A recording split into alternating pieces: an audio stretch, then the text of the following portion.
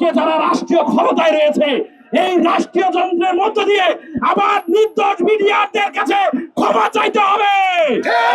আমরা সচিবালয় থেকে যাবই যাব এবং আমরা স্থান ত্যাগ করব না।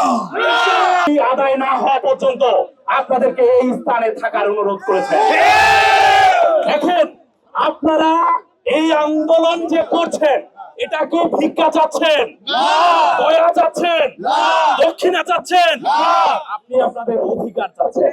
আপনারা আপনাদের বক্তব্যে স্পষ্ট বলছেন যারা দোষী তাদের অবশ্যই বিচার করা হোক, কিন্তু যারা নির্দোষ তাদেরকে দ্রুত সময়ের মধ্যে মুক্তি দেওয়া হোক।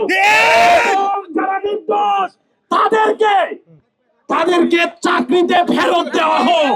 এবং যেহেতু ফ্যাসিস্ট শেখ হাসিনা এই রাষ্ট্রীয় যন্ত্রকে ব্যবহার করে আপনাদেরকে জেলে পাঠিয়েছে, আজকে যারা রাষ্ট্রীয় ক্ষমতায় রয়েছে এই রাষ্ট্রীয় যন্ত্রের মধ্য দিয়ে আবার নির্দোষ মিডিয়াদের কাছে ক্ষমা চাইতে হবে এবং তাদেরকে বলতে হবে যে ফ্যাসিস্ট আওয়ামী লীগ সরকার আপনাদের উপর অন্যায় করেছে, আমরা আপনাদের কাছে ক্ষমা চাচ্ছি রাষ্ট্রীয় হিসাবে। যতক্ষণ পর্যন্ত আজকের এই দাবি আদায় না হবে আমি মিডিয়ার সদস্যদের আহ্বান জানাবো নিজ নিজ অবস্থান থেকে দাবি আদায় না হওয়া পর্যন্ত এই জায়গায় অবস্থান করুন।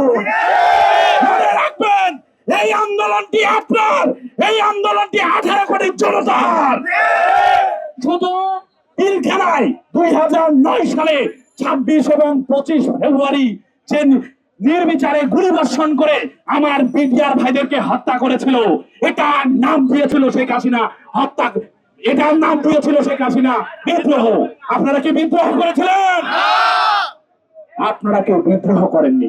যদি আমরা অপরাধী হয়ে থাকি সেটা আবার প্রমাণ করুন, তবে শেখ হাসিনা যে তদন্ত রিপোর্ট জমা দিয়েছেন সেটা আমরা মানি না, সেটা প্রত্যাখ্যান করছি। 2009 সালে মারা গিয়েছে, নকল করে আমাদের মৃত্যুর কোনো ভয় নেই। আধা ঘন্টার ভিতরে যদি স্বরাষ্ট্র উপদেষ্টা এসে দেখা না করে আমরা সচিবালয় থেকে যাবই যাব এবং আমরা স্থান ত্যাগ করব না। আমরা আমাদের আন্দোলন আমরাই করবো ইনশাআল্লাহ। আমরা আমাদের অধিকার ফিরিয়ে আনবই।